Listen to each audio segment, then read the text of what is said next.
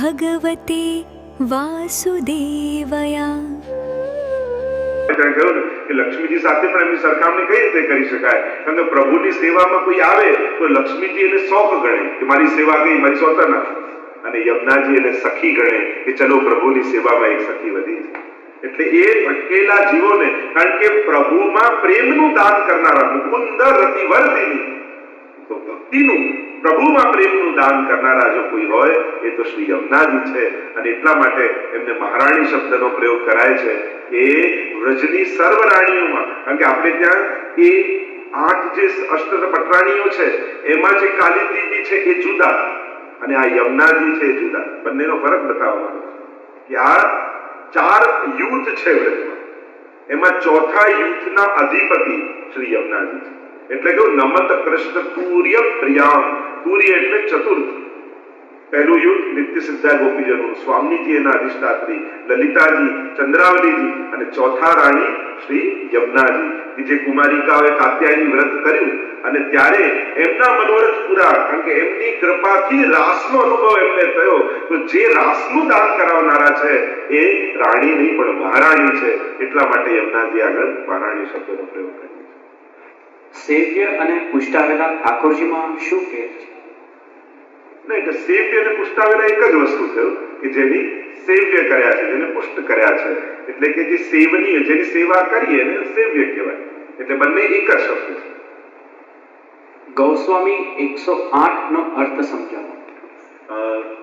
જેમ ગુસાઈજી હતા તો શ્રી વિઠ્ઠલનાથજી, એમને જ્યારે આખા ગોકુલમાં ગાયોની રક્ષા કરી ત્યારે અકબર બાદશાહે આપનું સન્માન કરી આપને ગોસાઈ પદવી આપી. અને ત્યારથી ગોસ્વામી કે ગાયોના સ્વામી, ઇન્દ્રિયોના સ્વામી એટલે શબ્દ વપરાય ગોસ્વામી. એ પાછળથી વલ્લભકુલની અટક થઈ ગઈ. નહીં તો એમ તૈલંગ કુળમાંથી પ્રગટ થયા હતા. પણ પછી જયારે અકબર બાદશાહે સન્માન પદવી આપી ગોસાઈની, અને એ ગોસાઈની પરથી ગોસ્વામી સરનેમ થયું. 108 એટલા માટે કે આપણે ત્યાં દરેક વલ્લભકુલમાં વલ્લભનો ભાવ રાખીએ. અને સર્વોત્તમ સ્તોત્રમાં 108 નામ મહાપ્રભુજીના છે. એટલે એવો ભાવ રાખી કે આ 108 નામ શ્રી વલ્લભ રૂપે આમાં બિરાજમાન છે. અને પાછળ પછી એનું નામ આવે કે આ નામ આમનું છે. જયારે પણ વલ્લભકુલને દંડવત કરીએ છીએ ત્યારે ભાવ વલ્લભનો જ રાખીએ. કારણ કે એ ભાવથી કરી તો પછી આશીર્વાદ પણ પછી અમારા નહીં, પછી તમને આશીર્વાદ પણ મહાપ્રભુજીના જ લાગે છે. તમે મહાપ્રભુજીનો ભાવ રાખીને વંદન કરો તો આશીર્વાદ કોઈ વ્યક્તિના નહીં, વલ્લભના જ લાગે છે. તો હંમેશા જ્યારે પણ કોઈ પણ આવા તત્વ યા એવા સ્થાનમાં જઈએ ત્યારે ઉત્તમ ભાવ રાખીએ. વૈષ્ણવ પણ મળે તો વૈષ્ણવ માટે પણ કમલાજીનો ભાવ રાખીને મળવું, ઉત્તમ ભાવ રાખીને મળવું. કારણ કે જે ઉત્તમ ભાવના આપણી છે તે ઉત્તમ ફળની પ્રાપ્તિ આપણને થાય. તો એટલા માટે એ ગોસ્વામી શબ્દ આ ગાયોના સ્વામી તરીકે અટક તરીકે આવે છે. એનો પહેલો સવાલ માળા તિલક વિશે સમજાવશો. એટલે જેમ આપણે ત્યાં વૈષ્ણવતાના જે લક્ષણ યા વૈષ્ણવ થવાના, સેવા કરવાના જે ચિહ્ન ધારણ કરીએ છીએ, એક તો શાસ્ત્રોમાં એ આજ્ઞા છે દેવમ ભૂત્વા દેવમ યજે, દેવો ભૂત્વા દેવમ યજે. જેને ભજો છો એવા થઈને ભજો. અને એટલા માટે અમુક ચિહ્નો આવે કે જેને જેમ મહાદેવજીને કોઈ ભજતું હોય તો ભભૂત લગાડીને ભજે, જેમ માતાજીની કોઈ ઉપાસના કરતું હોય તો ચુંદડી નથ આ બધું એનું લગાડીને, કંકુ લગાડીને ભજે. અને શાસ્ત્ર આજ્ઞા એવી છે દેવો ભૂત્વા દેવમ યજે, તમે જેની ઉપાસના કરો છો એવા થઈને કરો. તો આપણે વિષ્ણુની ઉપાસના કૃષ્ણની કરીએ છીએ. એટલે આપણે ત્યાં એક ક્રમ છે કે તિલક જે ભગવાન ધારણ કરે છે અને શંખ ચક્ર ગદા પદ્મ એ પણ ચિહ્નો ધારણ કરવામાં. તો એ ચિહ્નો ધારણ કરી એના જેવા થઈ એને ભજવાનો પ્રકાર છે. અને બીજો ભાવ, આ મૂળ શાસ્ત્રોક્ત પ્રકારની વાત કરું છું, બીજો એક ભાવ આપણે ત્યાં એ છે કે આ તિલક શું છે તો કે ઠાકોરજીનું ચરણારવિંદ. જેમ આમ કોઈનો ચરણ પગ આમ હોય તો કેવું આમ થઈ જાય. તો એ ચરણારવિંદ આપણા મસ્તક પર, અને ચરણારવિંદમાં અનેક ચિહ્નો છે. હવે જો એ ચર્ચા કરવા જાઉં તો ઘણો સમય જાય, કયા કયા ચિહ્નો કયું કયું ફળ આપે. પણ એમાં અંકુશનું ચિહ્ન છે ચરણારવિંદ. એટલે કે આપણું મન પેલા મદમસ્ત હાથી જેવું છે, પણ ઠાકોરજીના ચરણરૂપ અંકુશ એમાં આવે તો એનો નિગ્રહ મનનો થાય અને આપણું ચિત્ત ભગવાનમાં જાય. એટલા માટે તિલક ધારણ કરી. પણ મૂળ વાત ઠાકોરજીની શરણાગતિનો એમના ચરણ ચિહ્ન. કંઠી એક તો તુલસીજી પ્રભુને પરમ પ્રિય છે અને શાસ્ત્ર એવી આજ્ઞા કરે છે કે કંઠી ધારણ કર્યા વગર એક ડગલું પણ મનુષ્ય ચાલવું ન જોઈએ. એ શાસ્ત્રની એવી આજ્ઞા છે.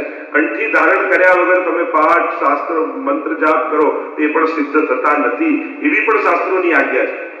અને એટલા માટે આ કોઈ સિમ્બોલ નથી કે આનો સેવક થઈ ગયા, આના શિષ્ય થઈ ગયા, એ બતાવવા માટે નથી. આ પ્રભુ પ્રીત્યર્થ છે એમ શાસ્ત્ર કહે. આપણે એમ માનીએ કે આ તિલક કરવા લોકોને ખબર પડે કે આવું છે, એવું કઈ આ જાહેરાત કરવા માટે નથી. આ તો આપણી ભાવાત્મકતા છે.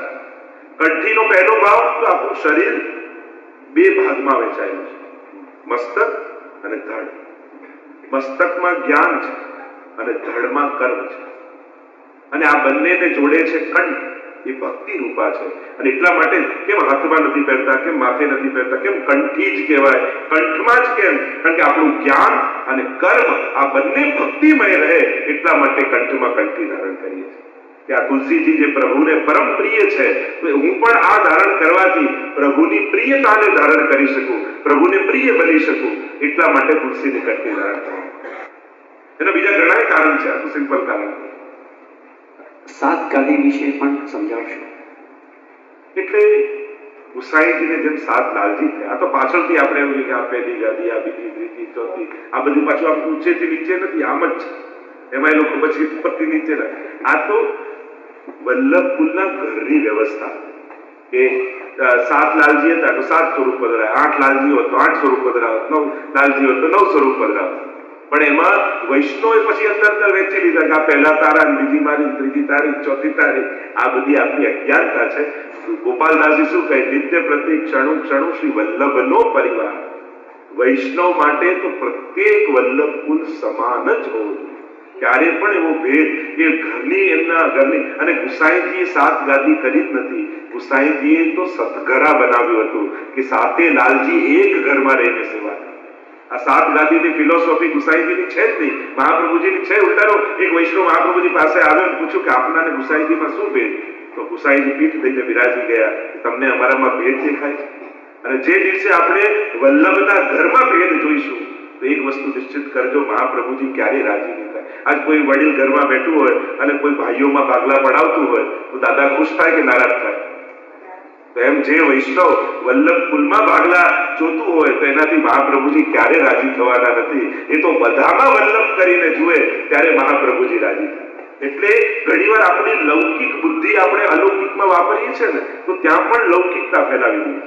ઠાકોરજીમાં, ગુરુજનોમાં, વૈષ્ણવજનોમાં ક્યારેય પણ આપણી આવી લૌકિક વાગલા બુદ્ધિ ઠાકોરજીમાં વાપરવી નહીં. આ તો 7 લાલજી હતા એટલે 7 ગાદી, 7 પીઠ એવું કોઈ પુષ્ટિ માર્ગમાં ઉલ્લેખ નથી શાસ્ત્રોમાં. આ તો પાછળથી વ્યવસ્થાને કારણે એ નામકરણ આવવા લાગ્યા. બાકી આ બધા ગુસાઈજીના લાલજી છે. એમ જોવા જાવ તો ભૂતલ ઉપર અત્યારે 2 જ લાલજીના વંશજ બિરાજે છે. 7ના છે ગિરધરજીના અને યદુનાથજી, બાકી બધા ગોદ પધારેલા છે. એટલે એમ જોવા જાવ તો 7 લાલજીના છે પણ નહીં વંશજ, 2 જ લાલજીના ભૂતલ પર બિરાજે છે. હવે એમાં બી આપણે એમ કીધી કે હવે આ નથી પેલા છે, તો આ બધી અત્યારના સમયમાં અને બાળકો આગળ તો આ બધું આ ગાદી પેલી ગાદી એવું કરવું જ નહીં. બધા શ્રી વલ્લભ છે એવો જ ભાવ બાળકોને શીખવાડજો. આ વચ્ચેના 25-30 વર્ષમાં એટલું બધું આપણે જુદા જુદામાં વેચાઈ ગયા, વંટાઈ ગયા. તમે ગોકુલનાથજીના, અમે આ યદુનાથજીના, તમે ગિરધરજીના, અને બધા ગુસાઈજીના અને બધા મહાપ્રભુજીના જ છે. અને તો જ આ લાલજીઓ પણ ત્યારે પિતાનો વિરોધ કરીને કયો બાળક પ્રસન્ન થવાનો છે. અને એટલે 7માંથી કોઈ બી લાલજી ના હોઈએ પણ ગુસાઈજી અને મહાપ્રભુજીના આપણે છીએ એવો જ ભાવ આપણે બધાએ રાખો. બ્રહ્મ જો કબાટમાં હીરો પડ્યો હોય તો હીરો કબાટનો ના થઈ જાય, તો માલિકનો જ રહે. બ્રહ્મ સંબંધ મેં આનું લીધું, પેલાનું લીધું, કોઈનું નહીં, મહાપ્રભુજીનું જ છે. અમે ખાલી અમારા થકી આપીએ છીએ. તો હીરો કબાટનો નથી, એ માલિકનો જ રહે. તો અમે તો મહાપ્રભુજીને શ્રીનાથજીએ બ્રહ્મ સંબંધ આપેલું છે અને આજ્ઞા કરી છે. તો અમે તો મહાપ્રભુજી વતી તમને બ્રહ્મ સંબંધ આપીએ છીએ. એટલે આવા નાના નાના ભાગલા કે નાના નાના વિચાર છોડી બધા નિત્ય પ્રત્યેક ક્ષણું ક્ષણું શ્રી વલ્લભનો પરિવાર રસના એ જે ગોપાલદાસજી આપણને બતાવી ગયા છે એ ભાવ મનમાં રાખી દરેકમાં વલ્લભને જોઈ અને વલ્લભના આશીર્વાદ લેવાની કોશિશ કરશો તો 7 લાલજી પ્રસન્ન થશે. તો 7 લાલજી હતા એટલે 7 પ્રકારની વ્યવસ્થા. સેવા ક્યારે ન કરવી? ન કરવી એટલે એમ તો ઘણા બધું થઈ શકે, જેને નાચ કરવી હોય તો ઘણા બધા વાત થઈ શકે. પણ મહાપ્રભુજી બહુ લોજિકલ કારણ આપે, કોણે છોડી દેવી સેવા? અત્યાગ્રહ પ્રવેશે પર પીડાથી સંભવે સેવા ત્યક્તવ્ય. મહાપ્રભુજી પણ કહ્યું છે કે અત્યાગ્રહ પ્રવેશ, કે જ્યારે કોઈ વસ્તુનો અતિ આગ્રહ તમને થઈ જાય કે કુવાના પાણી વગર તો ચાલે જ નહીં, આ વગર તો ચાલે જ નહીં, એમ ભગવાન કરતા જ્યારે વસ્તુઓને મોટું કરી દો કે કુવા પાછળ ઠાકોરજીને છોડી દો, પણ ઠાકોરજી પાછળ કુવાને ના મૂકી શકો, તો મહાપ્રભુજી કે એના કરતા સેવા છોડી. પછી તો કુવો મોટો થઈ ગયો ને, ઠાકોર કુવામાં પધરાય, કુવાની સેવા કરવી જોઈએ, મોટો એ જોઈએ ઠાકોરજી છોડવા તૈયાર. તો કુવો મોટો નથી, પ્રભુ મોટા છે, એમના થકી આ બધું છે. એટલે કોઈ પણ વસ્તુનો અતિ આગ્રહ નહીં કરવો, નહીં તો મહાપ્રભુજી કહે એમના સેવા છોડી. અને બીજું પરપીડાથી સંભવે, બહુ અદભુત વાત મહાપ્રભુજી કરે છે કે તમારી સેવાને કારણે જો તમારા ઘરમાં કામ કરવા આવતા નોકરને પણ તકલીફ પડતી હોય, એના કરતા સેવા છોડી દેવી સારી. અને સેવા તમારો આનંદ છે, એ તમારો ક્લેશનું કારણ ન થવું જોઈએ. મહાપ્રભુજી વારે ઘડી સમજાવે, પ્રભુને ક્યાં રહેવું નથી ગમતું? જેના ઘરમાં ક્લેશ હોય ત્યાં ઠાકોરજીને ગમતું. કૃષ્ણદાસ મેઘનને જયારે પૂછ્યું મહાપ્રભુજીને કે આ ઠાકોરજીને શું ગમે અને શું ન ગમે, ત્યારે મહાપ્રભુજીએ કહ્યું ઠાકોરજીને બે વસ્તુ ગમે, એક તો માખણ બહુ પ્રિય છે અને બીજા ઠાકોરજીને વૈષ્ણવ બહુ વાલા છે. અને શું ન ગમે કે ઠાકોરજીને ધુમાડો નથી ગમતો, ક્લેશ નથી ગમતો, અને ભક્તોના દ્વેષી નથી ગમતા. તો ક્લેશ જે ઘરમાં હોય ત્યાં ઠાકોરજીને આનંદ આવતો નથી. અને એટલા માટે જેના ઘરમાં ઠાકોરજી બિરાજતા હોય અને કોઈ મોટા અવાજે બોલતું હોય ત્યારે કેવું ઠાકોરજી સાંભળે છે, આટલું કહેશો ને પછી બૂમ નહીં પાડે. આપણને એવું લાગે પોડાડી દીધા એટલે જોતા નથી, સાંભળતા નથી. પણ હંમેશા જેના ઘરે પ્રભુ બિરાજે એને જાગ્રત રહેવું, બીજું કોઈ સાંભળે કે ન સાંભળે, ઠાકોરજી સાંભળી રહે છે. આ જે ધ્યાન રાખે ને તેના ઘરમાં શાંતિ. તો સેવા ન કરવી મહાપ્રભુજીની આજ્ઞા છે. કૃષ્ણ સેવા સદા કાર્યા, દરેકે ભગવત સેવા કરવી, એવી મહાપ્રભુની આજ્ઞા છે. એટલે ક્યારે ન કરાય એનો ઉત્તર ન હોય, પણ કરવી જ જોઈએ.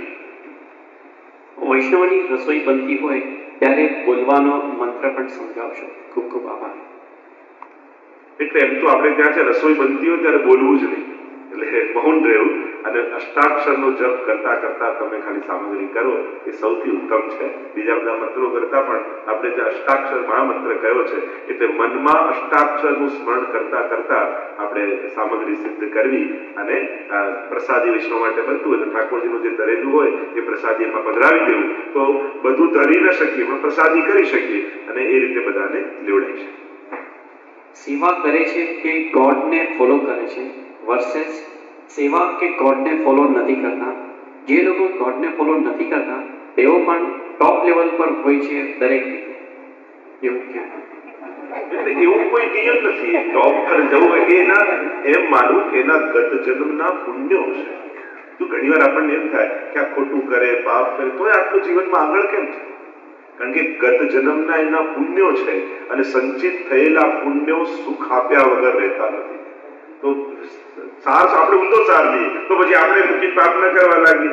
અરે ના, ઉલટા તો એવું લેવું કે આને પુણ્યો કર્યા હશે તો આટલા પાપ કરવા છતાં સફળ છે, તો લાવ હું પુણ્યો બાંધું તો મારા જીવનમાં સુખ આવે. આપણે પ્રેરણા લેતા શીખવું જોઈએ. એનામાં બુદ્ધિ વધારે હોય, હોશિયારી વધારે હોય એટલે લૌકિકમાં આગળ આવી શકે.